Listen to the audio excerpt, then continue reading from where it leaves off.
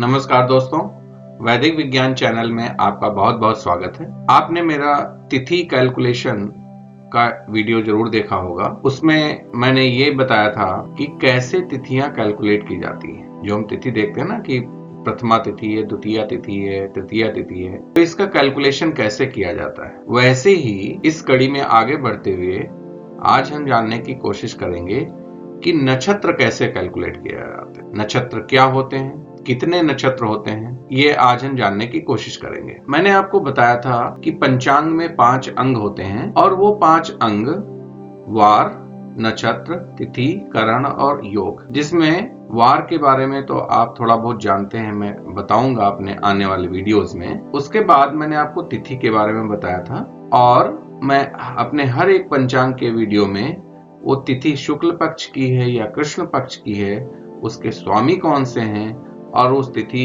क्या करती है, उस तिथि से आपको क्या मिल सकता है, उसके बारे में मैं अपने पंचांग के वीडियो में बताता हूँ। तो इन 5 अंगों की कड़ी में आज हम डिस्कस करने जा रहे हैं आपसे नक्षत्र। तो दोस्तों, नक्षत्र वैदिक ज्योतिष में हम इसका बहुत ही उपयोग करते हैं। और नक्षत्र है क्या? चंद्रमा का एक तारा समूह है। इसके बेसिस पे हम क्या करते हैं कि जातक का व्यवहार, भविष्य और उनके जीवन में क्या कुछ होने वाला है वो नक्षत्र के बेसिस पे बताते हैं। ठीक है।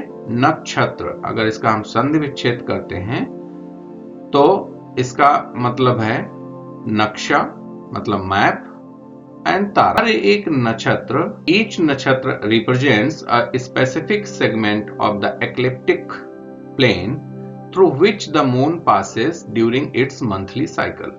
हर एक महीने में चंद्रमा जो है गोचर करता रहता है। हर एक, तो चंद्रमा का गोचर विभिन्न राशियों में होता है। ठीक है। तो वो हम सब देखेंगे कौन सी राशि में कौन सा नक्षत्र पड़ता है। लेकिन उससे पहले मैं आपको बता दूं कि टोटल 27 नक्षत्र होते हैं। हर एक नक्षत्र के विशेष देवता होते हैं। हर एक नक्षत्र में विशेष राशियों का प्रभाव होता है, कौन सी राशियां उसमें होती हैं और उस नक्षत्र के क्या गुण, धर्म और विशेषताएं होते हैं। तो आइए देखते हैं कि नक्षत्र का कैलकुलेशन हम कैसे करते हैं। आया कि टोटल 27 नक्षत्र होते हैं और ये 27 नक्षत्र 360 डिग्री कवर करते हैं। ठीक है। क्योंकि आपको पता है 12 हाउसेस हैं, हर एक हाउस 30 डिग्री का होता है और टोटल 12 इंटू 30 360 डिग्री। 27 नक्षत्र हैं। चंद्रमा टोटल 360 डिग्री घूम के वापस अपनी जगह आता है और उसके पूरे चक्र में 27 नक्षत्र आते हैं।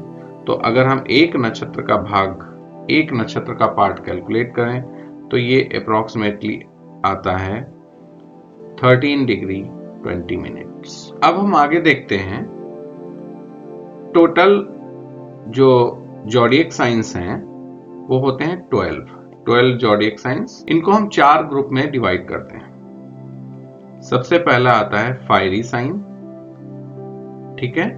दूसरा earthy sign, third is the airy one and fourth is the watery. अगर 12 राशियों को हम 4 पार्ट में डिवाइड करते हैं तो पहली जो राशि होती Aries, that is the fiery one, Taurus, airy, Gemini, watery, Cancer. इसके बाद रिपीट करेंगे। देन लियो, लियो के बाद वर्गो, वर्गो के बाद लिब्रा, लिब्रा के बाद आता है स्कॉर्पियो। देन हम फिर अगले पार्ट में जाते हैं तो स्कॉर्पियो के बाद Sagittarius, Capricorn, Aquarius and Pisces.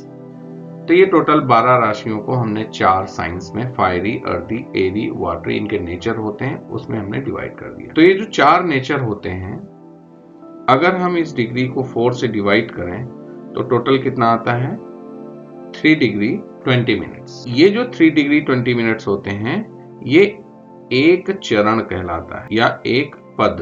तो ऐसे क्योंकि हमने 4 भाग किए तो एक नक्षत्र 13 डिग्री 20 मिनट्स का होता है, उसको हमने 4 भागों में डिवाइड किया तो 4 चरण हो गए। ठीक है। हर एक चरण 3 डिग्री 20 मिनट का होता है। अब हम आगे देखते हैं।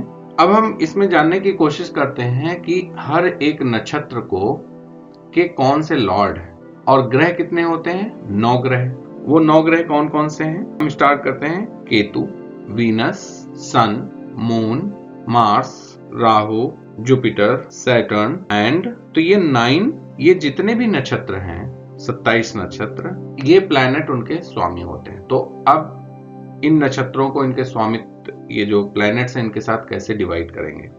तो आप देखिए 9 ग्रह 27 नक्षत्र, यानी कि आप 27 को अगर 9 से डिवाइड करें तो कितने नक्षत्र आते हैं? 3 नक्षत्र एक राशि में पड़ते हैं। 3 नक्षत्र एक राशि में पड़ते हैं। और 1 जोडिएक साइन की जो डिग्रीज होती हैं वो 30 डिग्री होता है एक जोडिएक साइन। और अगर इस एक जोडिएक साइन की डिग्रीज को हम 9 से डिवाइड करें तो कितना आता है? 3 डिग्री 20 मिनट्स। और ये एक चरण का भाग है, यानी कि एक नक्षत्र में 4 पद होते हैं और एक पद 3 डिग्री 20 मिनट्स का होता है। तो एक साइन कितने नक्षत्र में चलेगी? एक साइन कितने नक्षत्र में चलेगी? तो आप देखिए, एक नक्षत्र 13 डिग्री 20 मिनट्स, दूसरा नक्षत्र इसके बाद स्टार्ट होगा और वो फिर अगले 13 डिग्री 20 मिनट्स तक चलेगा। तीसरा नक्षत्र फिर अगले 13 डिग्री 20 मिनट्स तक चलेगा। तो ये टोटल कितना हो गया? तो 2 नक्षत्र की अगर डिग्री को हम सम करें तो कितना आ जाता है? 26 डिग्री 40 मिनट। अगर हम इसमें एक चरण की डिग्री को जोड़ दें तो टोटल हो जाता है 30 डिग्री, यानी कि इसमें 4 पर चरण, इसमें 4 चरण और ये एक चरण की डिग्री। तो एक राशि जिसकी डिग्री है 30, वो कितने चरणों तक चलेगी? 9 चरण तक। और 9 चरण में कितने स्टार्स आएंगे? पहले नक्षत्र में 4 चरण, दूसरे नक्षत्र में 4 चरण, और ये जो 3 डिग्री 20 मिनट्स है ये तीसरे नक्षत्र का। तो एक राशि 2.25 नक्षत्र में, क्योंकि एक नक्षत्र में 4 चरण होते हैं तो 1.25 पार्ट कितना हो गया? उसका एक चरण। तो 2.25 नक्षत्र में एक राशि चलती है। तो ऐसे ही 27 नक्षत्रों में राशियों का डिवीजन हम करेंगे और उन नक्षत्र के लॉर्ड, क्योंकि 9 ग्रह हैं, वो 9 लॉर्ड होंगे, उनको भी हम आगे देखेंगे कैसे होंगे। लेकिन सबसे पहले हम यहाँ पर कैलकुलेट करने जा रहे हैं कि नक्षत्र कौन सा आएगा और उसका कौन सा चरण उस दिन चल रहा होगा। तो हम यहाँ पर सैंपल लेने जा रहे हैं, उस दिन कौन सा नक्षत्र होगा और कौन सा चरण होगा। तो मैंने यहां पर एक एग्जांपल लिया है। डेट 1 जनवरी 2024, प्लेस दिल्ली, और मून उस वक्त सिंह राशि में था। किस राशि में? लियो राशि में। कितने डिग्री पे? 12 डिग्री 40 मिनट 22.57 सेकेंड पे। अब आप कहेंगे ये कैसे पता चलेगा? तो हमारा जो एस्ट्रोनॉमी इंस्टीट्यूट है कोलकाता में, वो एक इंडियन एफेमेरीज एक बुक आती है जिसमें हर एक प्लैनेट्स की डिग्रीज क्या होंगी उस ईयर में, हर एक दिन, वो देता है। वहां से हमने ये लिया है। मून लियो साइन में है। आप अगर हमारे तिथि के कैलकुलेशन देखेंगे तो हमने इसको कैसे कन्वर्ट किया था। और अब मून लियो में है, कितने डिग्री पे? 12 डिग्री 40 मिनट्स 22.57 सेकेंड। तो ये टोटल जो अगर हमने इसको हमने डिग्रीज में अगर कैलकुलेट किया तो कितना आ रहा है? 132 डेसिमल में अगर हम कैलकुलेट करते हैं तो 132.719 हमने इसको decimal means degree minute second को हमने डेसिमल में कन्वर्ट कर लिया। अब हम इसको नेक्स्ट स्टेप में क्या करेंगे? This is step 1। अब जो हमारे पास ये सम आया 132.7919, इसको हम मल्टीप्लाई करेंगे और इसको हम 800 से डिवाइड करेंगे। यहाँ पर हमने 800 से डिवाइड किया है। वो कैसे आया? क्योंकि एक नक्षत्र की डिग्रीज होती हैं 13 डिग्री 20 मिनट्स।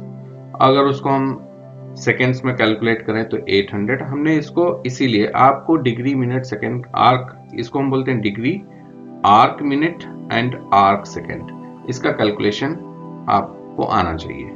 तो जब हम इसको डिवाइड करेंगे, डिवाइड करने के बाद जो हमें वैल्यू आती है दैट इज 9.9593।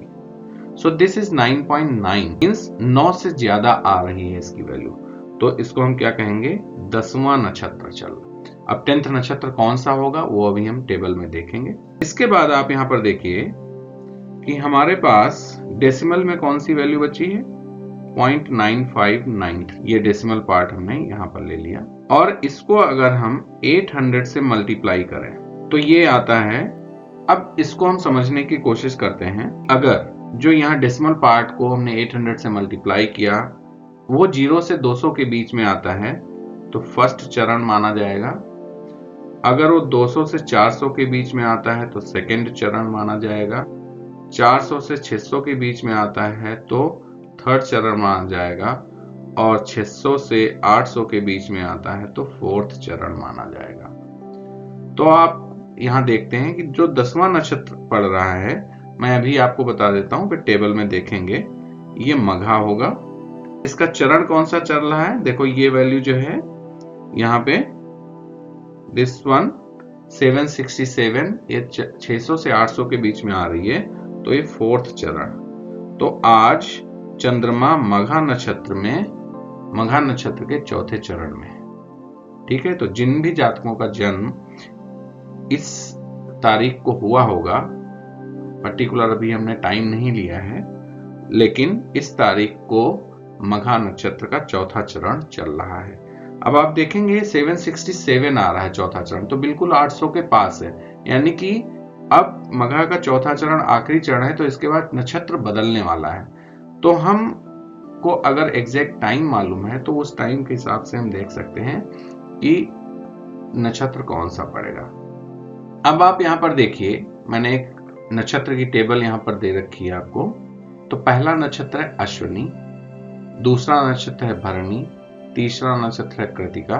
ऐसे ही हमने क्या किया, 9 नक्षत्र को एक साथ पहले लिख लिया, फिर अगले 9 नक्षत्र को उसके पैरेलल में, और फिर उसके अगले 9 नक्षत्र को उसके पैरेलल में। ठीक है, तो जो 10वां नक्षत्र है आप इसमें देखेंगे मघा आ रहा है। 10वां नक्षत्र क्या आ रहा है, मघा। और आप उसके सामने देखिए हमने 1 2 3 4 लिख रखा है, तो ये है चरण। अब अश्विनी नक्षत्र की अगर बात करते हैं तो हम पहली राशि कौन सी पड़ती, एरीज। तो एरीज के पहला चरण एरीज, दूसरा चरण एरीज, तीसरा चरण एरीज, ऐसे ही एरीज के 9 पार्ट कर लीजिए। तो 4 अश्विनी नक्षत्र में आ गए, 4 भरणी नक्षत्र में आ गए, और 1 उसका कृतिका नक्षत्र में आ गया। फिर उसके बाद जब अगली राशि शुरू होती है वो टॉरस है। तो भरणी जो कृतिका नक्षत्र है वो पहला चरण मेष राशि में पड़ता है, फिर अगला 3 चरण उसके वृष राशि में पड़ते हैं। उसके बाद रोहिणी और मृगशिरा, रोहिणी में पूरा वृष राशि आती है, फिर मृगशिरा में के पहले 2 चरण वृष राशि आते हैं। तो ऐसे ही इसको आप लिखते चले जाएंगे। ठीक है, तो याद रखिए इसे। तो मैंने यहाँ पर ये आपके सामने एग्जाम्पल है जो मैंने यहाँ पर कैलकुलेट किया है। तो आइए इसको समझ लेते हैं। आपके सामने मैंने यहाँ पर 9 + 9 18 नक्षत्र लिखे हैं, 1 2 3 4 5 6 7 8 एंड 9, प्लस इस साइड में 9 और इनको हमने पैरेलल में लिखा है। तो अश्विनी, जैसे हमने बताया कि हमारे पास कितने प्लैनेट्स हैं, 9 प्लैनेट्स हैं। तो जो फर्स्ट प्लैनेट है उसके बाद sun, moon, Mars, Rahu, Jupiter and Mercury. तो हमने क्या किया कि 9 पहला नक्षत्र, फिर उसके बाद दूसरे 9 नक्षत्र, फिर उसके बाद तीसरे 9 नक्षत्र, उसे 27 नक्षत्र हो गए। 28वां नक्षत्र अभिजीत होता है, उसके बारे में बात नहीं कर रहा हूं। अब इसको हमने क्या किया, पहला जो नक्षत्र है 9वां नक्षत्र है, पहला नक्षत्र 10वां नक्षत्र, और उसके बाद जो 19वां नक्षत्र आता है, इनके केतु लॉर्ड होते हैं। इसी प्रकार दूसरा 11वां, और जो 20वां होगा उसके शुक्र, फिर शनि, है ना। तो ये इस ऑर्डर में आप इनको याद रखिए और नक्षत्र के सामने प्लेस कर दीजिए, आपको उनके लॉर्ड मिल जाएंगे। अब आप यहां पर देखिए कि नक्षत्र लॉर्ड, नक्षत्र स्वामी, हमने कुछ देवताओं के नाम लिख रखे हैं, तो उसको गौन करते हैं। जैसे केतु, अश्विनी कुमार, ठीक है। वैसे ही शुक्र, जो हमने यहाँ पर M लिख रखा है, अग्नि, सन, है ना। तो इस तरह से उनके कुछ देवताओं के नाम हैं जो कि नक्षत्र को वहन करते हैं, इसलिए हमने यहाँ पर टेबल में मैंने आपको दे दिया है, आप उनको भी याद रख सकते। दोस्तों, आज मैंने आपको बताया कि जो पंचांग का एक मुख्य अंग है नक्षत्र, उसको कैसे आप कैलकुलेट करते हैं। अगर आपको किसी दिन किसी समय पर किसी जातक के बर्थ में देखना है कि कौन सा नक्षत्र पड़ रहा है, उसको कैसे कैलकुलेट करेंगे, वो मैंने यहाँ पर आपको मेथड बताया है। आई होप कि आपको ये मेथड अच्छा लगा होगा। तो मैं आपसे फिर मिलूंगा पंचांग के एक और अंग को लेकर के। तब तक please do subscribe and like my channel